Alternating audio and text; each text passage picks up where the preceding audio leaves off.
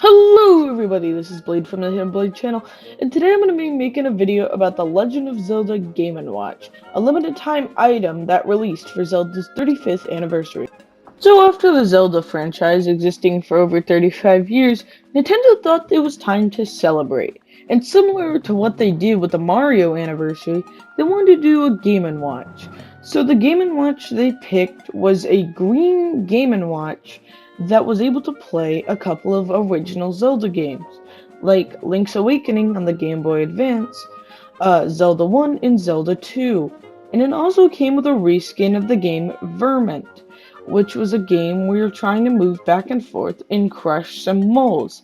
But they reskinned it so you're playing as Link and you're trying to crush Octo Rocks.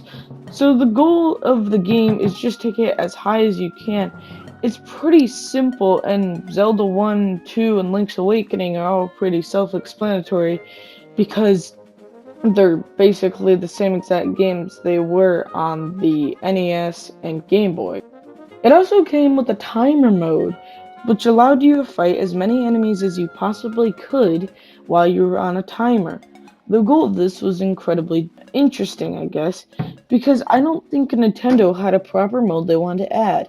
I think they just wanted to get something out there. It doesn't feel super rushed, but it doesn't feel like it's a limited time mode either.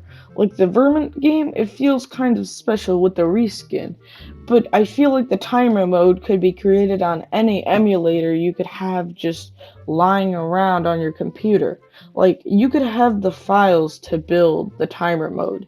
All you need is to add a timer to Legend of Zelda Link to the Past, and boom, you now have a timer mode. And another thing, with Link's Awakening, for some odd reason, they didn't decide to use the color version. Link's Awakening is in that classic green, white, black Game Boy style. It's not in its color version, even though the color version already also exists. Overall, handheld within my hands, it feels pretty good. It's not too heavy, but it's also not like a cheap, flimsy piece of plastic. The buttons work super well. The D-pad feels nice. All of the littler buttons aren't very annoying, but the placement of them is odd because there's 3 near the top and 2 on the side.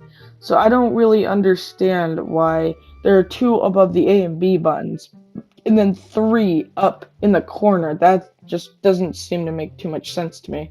Like, I get it's to replicate the original Game & Watch style, but at the same time, the Game & Watch didn't have a D-pad in a screen that could play more than a couple of games that was backlit and also can play Game & Watch games as well. Like, it's a Game & Watch. It can only play like 1 or 2 games depending on what model you got.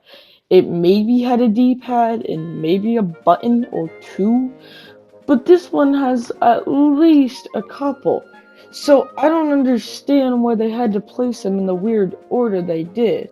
But the console itself, overall, is very nice, and I don't have too many complaints.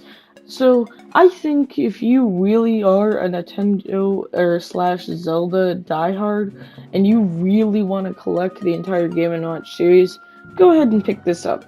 For 50 bucks, that's a pretty good price. Because when I bought this originally, I brought this around everywhere with me, and I had a great time when I was on the go, in the car, or simply just waiting for something to get done.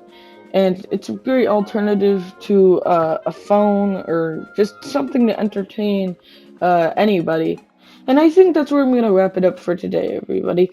Thank you for watching. This has been Blade from the TheHiddenBlade channel. Remember to like, comment, and subscribe, and I'll see you later. Bye!